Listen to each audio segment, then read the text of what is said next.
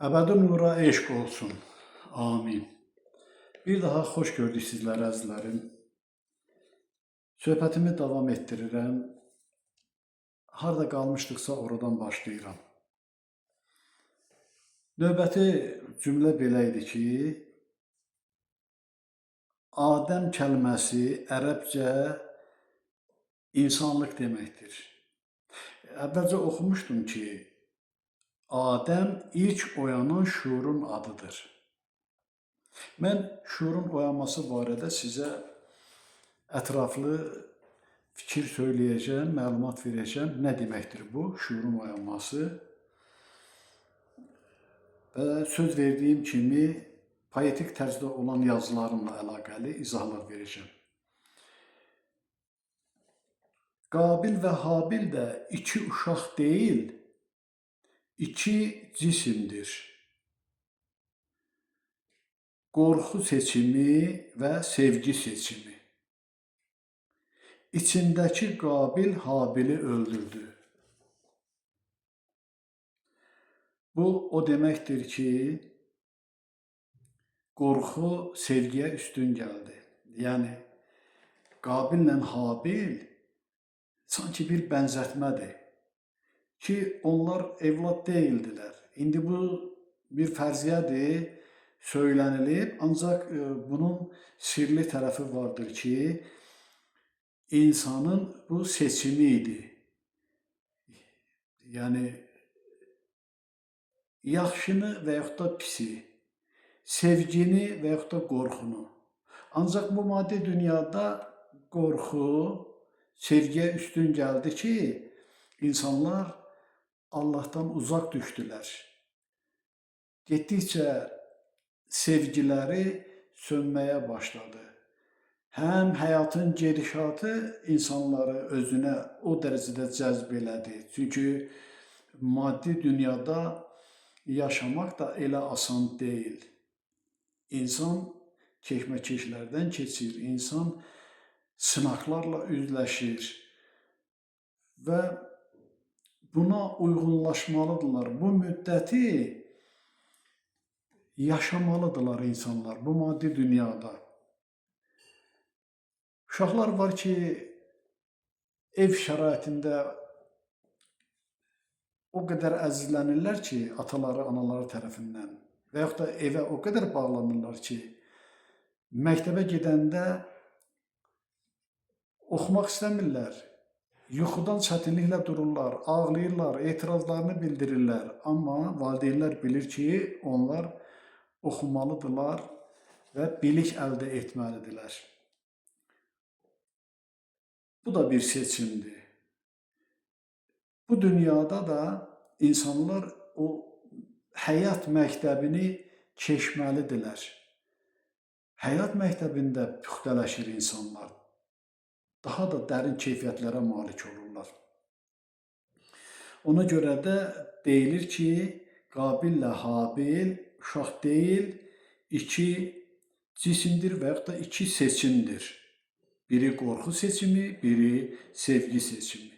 Biz də qorxu hisslərinə üstün gələrək bu dünyanın gedişatına demək olar ki, tam bağlanmamaqla, ali məqamı arzulamaqla o məqama çatmaq istəyindəyik ki, bu Allaha olan sevgidəndir, inanmandır. İndi haqq-sevərlərdə, dünyanın hər bir yerində tərəqqipərvər insanlarda qorxuya qarşı bir müqavimət yaranıb. Yəni, şər fikirlərdən uzaq olmaqla haqqın nuruna doğru üz çevirirlər və həyat sınaqlarına sinə gərərək Allahdan gələn fikirləri qəbul edib və haqq yoluna üz tuturlar. Demək, içindəki Qabil Habili öldürdü. Maddi dünyaya qədəm qoyanda insan sevgidən çox qorxunun təsiri altına düşür. Bu da elə bəşəri dildə desək, yəni loru dildə desək, şeytana ram olmaqdır.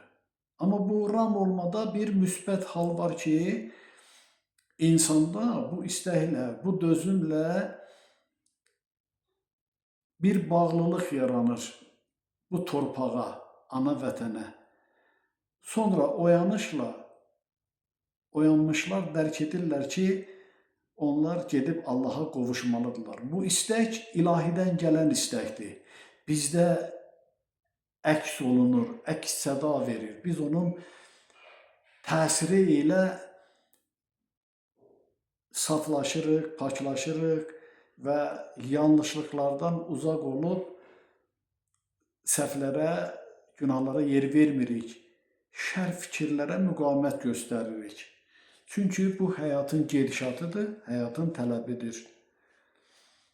İkincidə, Peyğəmbər paştalyon deyil. Allah deyir, siz Peyğəmbəri belə başa düşürsünüz. Yəni ki, mən göydə oturmuşam, söz yazıram, zərfə qoyuram, Peyğəmbər gətirib sizə verir.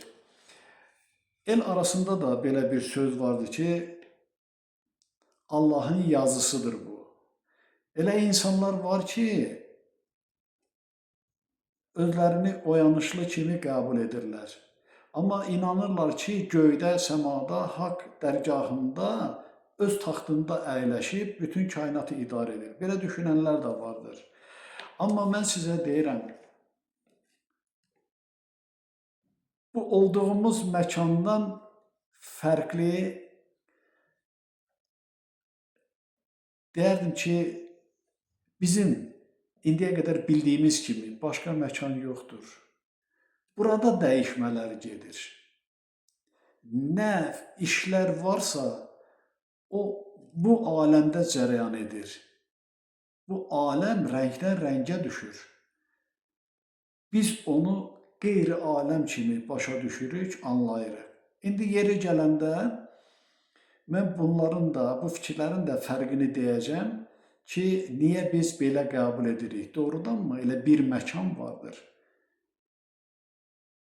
O məkan nə dərəcədə bizim başa düşdüyümüzdən fərqli bir ifadədir, fərqli bir fikirdir.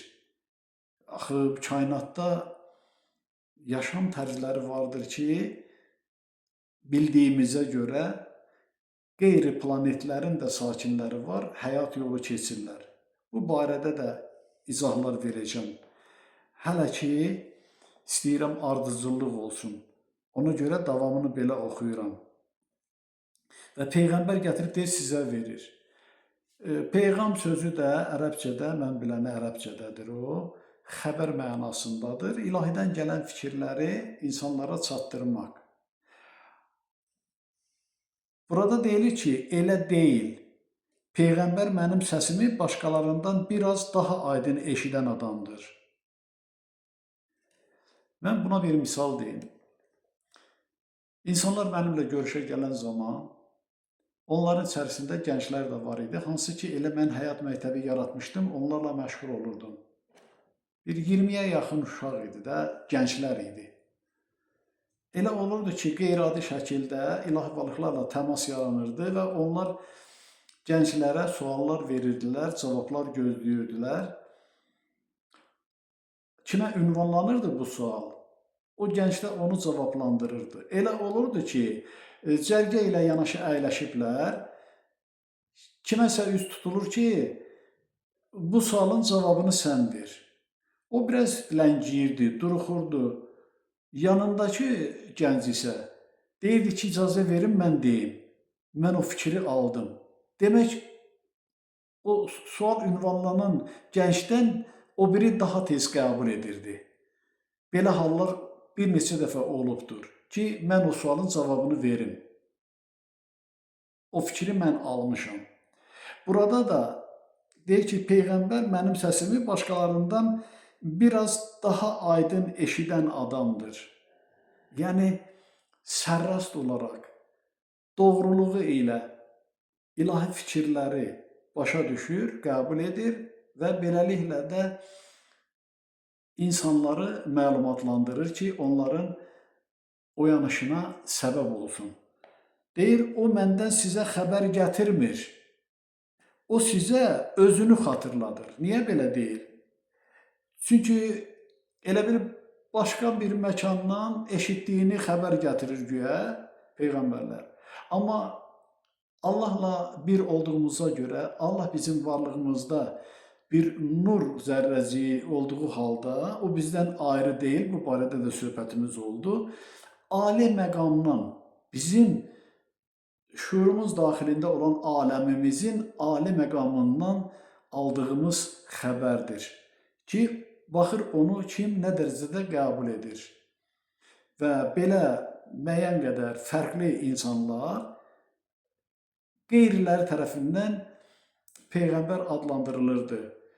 Və insanlar da görürdülər ki, o daha dərin, belə deyim də, biliyə malikdir, müəyyən qədər o sualların cavabını bilir, dünya sirlərindən xəbər verir. Ona üst tuturlar və onu yüksəkdə görürlər ki, yəni ki, elə bil ki, sanki müəllimindən məlumat alan şagirdlər müəllimi hörmətli tuturlar. Eləcə də bu kimi dünya sirlərindən agah olan insanı peyğəmbər olaraq hörmətlə qəbul edənlər olub. Hörmətsizlik göstərənlər də az olmayıbdır.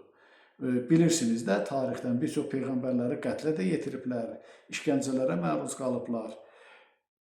Bax, ona görə deyir ki, o sizə özünü xatırladır. Özü kimdir? Özü uca Allahımızdır. O saf mən deyirik, bu barədə söhbət oldu. Bizim ali məqamımızdır. Hər bir kəs də belə düşünə bilər ki, mənim ali bir mövcudluğumdur. Adi bəşər övladı kimi adi mövcudluğudur, fərqli olaraq. Amma o ali fikirləri ki, insan düşünür və ifadə edir, o hər bir kəsin aləmində olan Allahından gələn məlumatdır ki, ali məqamdan gələn fikirlərdir. Deyir, o deyir, ey cəmaat, siz yatmısınız, oyanın. Yəni insanları haqqa səsləyir ki, siz qəflət yuxusunda yatıbsınız. Siz həyatı doğru düzgün başa düşmürsünüz. Bildiyiniz də var, bilmədikləriniz də çoxdur. Və öz bilgisi ilə insanları məlumatlandırmaq istəyiblər ki, oyansınlar, haqqa gəlsinlər, insanlığı bərpa edib, insanlıqla davransınlar və gedəcəkləri yeri başa düşsünlər, bilsinlər, ona üst tutsunlar, yəni haqq dərgahına, Allahımıza üst tutsunlar. Adəm peyğəmbər idi, yəni oyanan ilk adamlardan biri idi. Görürsünüz, deyir ki, ilk oyanan adamlardan biri idi də. O, ailəsinə peyğəmbərlik etmirdi. Belə deyənlər də vardı ki, peyğəmbər var, ailəsi üçün peyğəmbərlik edir. Peyğəmbər var, hər hansı bir el-oba üçün. Peyğəmbər var, dünyəvi fikirlərlə danışır, məlumat verir. Belə söhbəti mən eşitmişəm bir nəfərdən, deyirdi. Və burada da deyir ki, yəni o ailəsinə peyğəmbərlik etmirdi. O sadəcə oyanmışdı. Uşaqları ona baxıb öyrənirdi. Atamız qorxmur, atamız çəkinmir, atamız bizimlə danışır. Bu peyğəmbərlikdir. Kitab gətirmək deyil, hal gətirməkdir. Kitab gətirmək deyil, hal gətirməkdir. Yəni, insanların halını dəyişdirəcək bir düşüncə tərzidir, bir təsir amilidir ki, insan həyat sirlərindən agah olduqca onun həyata baxışı dəyişir, formalaşır və yüksək əhval-ruhiyyədə olur ki, o bir çox məlumatlardan halıdır. Üçüncü, deyir, bəs niyə deyilir Adəm peyğəmbərdir? Allah deyir, mən heç kimə demədim sən peyğəmbərsən. O biriləri peyğəmbər deyil. Yəni, o biriləri ki var, peyğəmbər kimi qəbul olunanlar peyğəmbər deyil. Siz dediniz ki o peyğəmbərdir. Siz oyanan adamı götürüb başına papaq qoyaraq dediniz. Yəni o insanı yüksəklərdə qəbul etdiniz. Bu peyğəmbərdir. Bizdən üstündür. Ona toxunmayın. Yəni Allahın varlığını qəbul edənlər, inananlar, ilahi fikirlərlə zəngin olan insana bir peyğəmbər kimi də münasibət bəsləyir. O inananlar üçün peyğəmbərdir. İnanmayanlar üçün sıravi bir insandır. Kimlər ki inanırlar peyğəmbərə, onu üstün sayırlar, hörmətli tuturlar, məhəbbət bəsləyirlər. Bu onun timsalında Allaha olan məhəbbətdir, inandır. Deyir, halbuki o sizdən üstün deyil, sizdən tez oyanıb. Hamı bərabərdir. Hamı Allahın bəxş etdikləridir. Fərq bundadır ki, müəyyən insanlarda hər hansı bir sahədə və eyni zamanda bax bu sahədə də oyanış baş verir. Oyanmış hüceyrələrin miqdarı qeyrilərinkindən artıq olur. İnsan var ki, peyğəmbər kimi özünü qəbul edir, onu peyğəmbər adlandırırlar, hörmət bəsləyirlər. Onun o sahədə biliyi qeyrilərinkindən artıq olur. Elə insanlar var ki, onlarda oyanış gedir müəyyən mənada. Onların düşüncələri istiqamətlənir dünyəvi elmə və bu kimi insanlar da dərin biliyə sahib olurlar elmi baxımdan. Akademik səviyyəsinə qədər ucalırlar, dahi insan kimi tanınırlar. Amma peyğəmbərlərin biliyi helmidir. Yəni, yüksək məqamdan gələn fikirlərdir. Dünyəvi bilikdən müəyyən qədər fərqlənir. Yəni, ilahiyyatla bağlı, qeyri-adi fikirlərlə olan düşüncələr o insanı bu şəkildə elə bir ki, yetişdirir. Kimlər ki, bunu qəbul edib aliliyə üz tuturlar, ilahi varlıqların mövcudluğuna inanlı olurlar, Allaha məhəbbətlidirlər və gözə görünməz ilahi varlıqlar da, hansı ki bizim bu maddi gözümüzlə onlar görünmürlər, görünə də bilərlər. Onun da səbəbi vardır və onlar tərəfindən nəzarətə götürülürlər və əsaslı şəkildə yetişdirilirlər. Yəni, fikrini Allahın nuruna istiqamətləndirmişlərə, daha vergili insan kimi hər hansı bir qabiliyyətlə fəaliyyətdə olanlara yox. Alilər, ilahi qüdrətlər bir mənalı olaraq haqdan gələn kəlamları doğru düzgün qəbul edənləri nəzarətə götürürlər. O qabiliyyətə malik olanlar da nəzarətə götürülür. Yəni, o vergili insanlar. Amma ali qüvvələr tərəfindən yox, aşağı səviyyədə olan qüvvələr tərəfindən. Bu da biraz mürəkkəb söhbətdir. Deyir, Adəm peyğəmbər idi. Çünki o ailəsinin içində soruşan ilk adam idi. Yəni, ana, biz kimik, haradan gəlmişik? Yəni, həyatın gedişatı barədə düşünən, axtarış edən və aldığı fikirləri doğru düzgün qəbul edən bir peyğəmbər kimi qəbul olunurdu insanlar tərəfindən. Bu sualı verən hər kəs peyğəmbərdir. Bu sosial şəbəkələrdə vardır.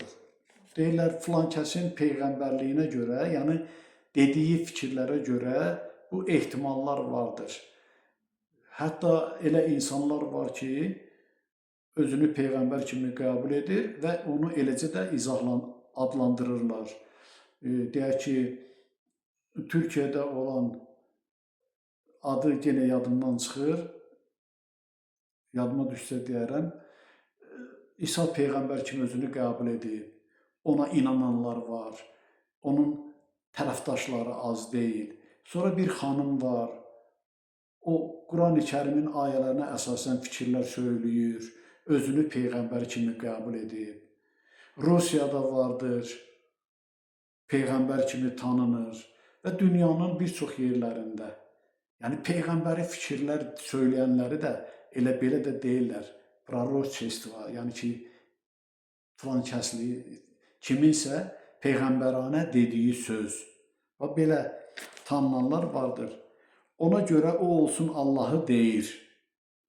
Adəmi kimə göndərdim sualı səhv sualdır. Yəni deyirlər ki,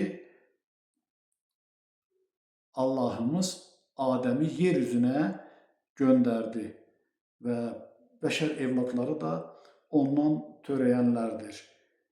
Deyir, düz sual budur ki, Adəm kimə oyandı? Kimin üçün oyandı? Bu oyanış nə deməkdir? Düz sual deyir budur ki, kimə oyandı? Deyir, özünə oyandı. Yəni, oyanış onun özündə gedirdi.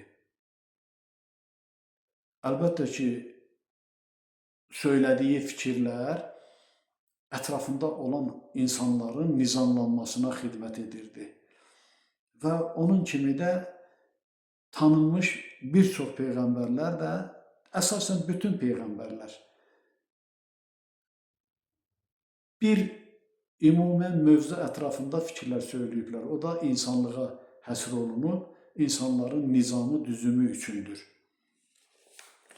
Bayaq dedim, bir daha o məqama gəldik. Mən buna müəyyən qədər izah verəcəm və söz verdiyim kimi ola bilsin, bu gün təməlini qoydum.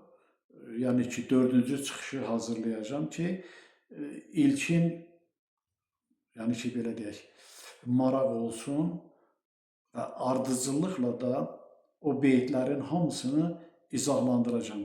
Siz düşündüyümüz kimi həyatın yaranışından indiyə qədər olan məlumatları biləcəksiniz. Həyat nə deməkdir? Nə üçün biz varıq və bizdən nə gözlənilir? Bizim həyatımızın davamı necə olmalıdır? O olsun Allahı deyil.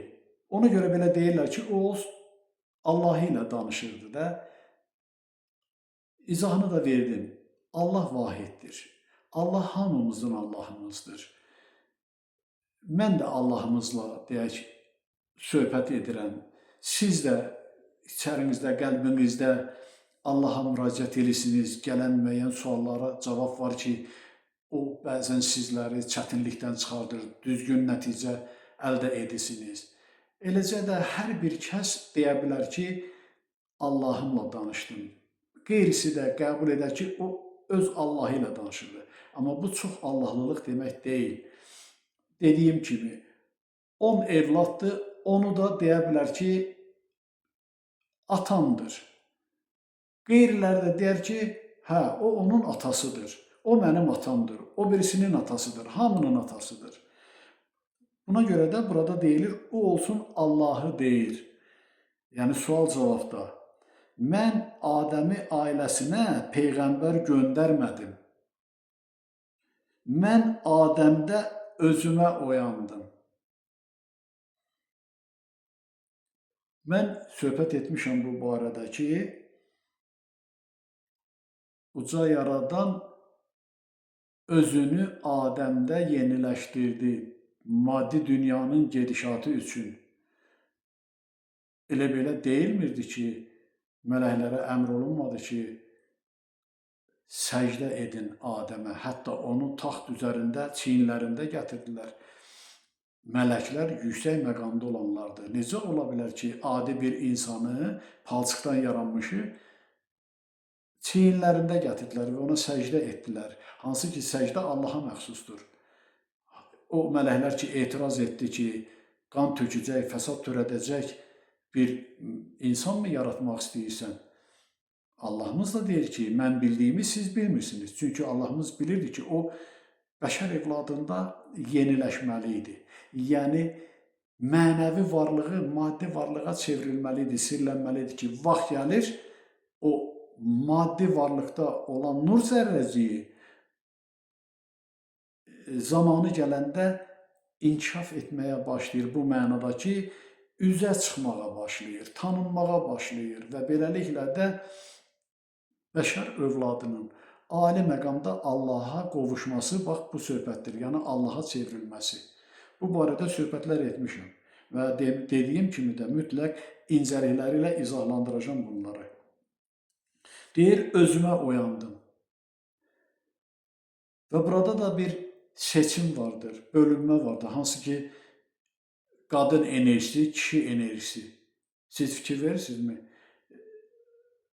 Fərziyələrdə deyilir ki, Adəmi palçıqdan yaratdı. Biz özümüz də palçıqdan yaranmışıq da, canımız torpağın məhsulu deyilmi? Tərkib torpaqdır. Torpaqdan yaratdı və öz ruhundan üfürdü, yəni onu canlandırdı. Qabırğasından artıq qalan palçıqla da Həvvanı yaratdı. Demək, Həvva ilə Adəm bir can idi. Bir canın ikiyə bölünməsi idi. Necə ki, uca yaradandan ayrılan enerji iki qismə bölündü. Biri qadın olaraq, qadın enerjisi, biri kişi olaraq, kişi enerjisi. Biri cisim, biri mənəvi varlıqdır, ağıldır. Biri Tanrıdır, biri Allahdır. Bir-birlərindən ayrılan deyil. Həyatın gedişatı üçün ikiyə ayrılan enerji yenidən birləşir. Demişəm bu barədə, cinsiyyət hüceyrələri ana bətnində birləşir. Birləşir və dünyaya göz açan körpənin varlığına çevrilir. Hansı ki, o körpənin yarısı anadır, yarısı atadır. Yarısı kişi cinsidir, yarısı qadın cinsidir. Və bu bütövləşmə, ayrılma belə periodik olaraq davam etmədədir. Və özünüz də bilirsiniz ki, o vəhdət olmasa, yəni ki, ata, ana vəhdət təşkil etməsə, onlar bütövləşə bilməz, yeniləşə bilməz. İkisi də yeniləşir. Kimdə? Bəxş etdikləri övladlarda. Və buna da misal dedim ki, belə götürək də, hər hansı bir meyvədir, onun çoxlu çərdəyi vardır.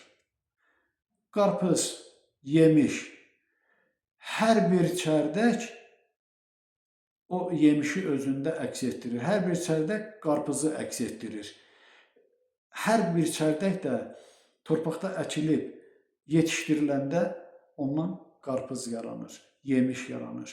Və yaxud da ki, hər hansı bir meyvə ağacı olur. Və yaxud da ki, meyvə ağacı olmasın, meyvəsiz ağacı olsun. Onun toxumundan özü əmələ gəlir. Beləliklə də uca yaradan iki enerjinin vəhdəti ilədir. Fərqli olaraq müsbət və mənfi. Tanrı və Allah bütövdür, birdir, vahiddir. Amma onun ayrılma məqamı vardır.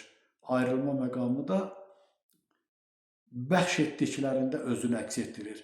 Hər bir ayrılan nur zərrəciyi, nur zərrəcikləri qadın və kişi cinsində idi. Və Adəmlərin, Həvvaların sayı belə həddən artıq idi, var idi. Peyğəmbərlik vəzifə deyil, oyanışdır. Adəm ilk oyanan idi, ona görə adını Peyğəmbər qoydunuz.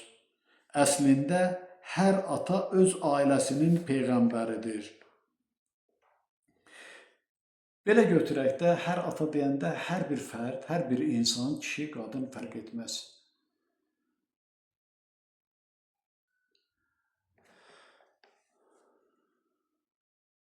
Öz aləminin sahibidir. öz aləmində olanların hamısının atasıdır. Hamısının da peyğəmbəridir. Bizim bütün düşüncələrimiz, hisslərimiz hər bir hüceyrəmizdə sirlənmiş olur. Və bunu belə başa düşün. Hər ana öz uşağının peyğəmbəridir. Eyni zamanda hər ata da öz evladlarının peyğəmbəridir də.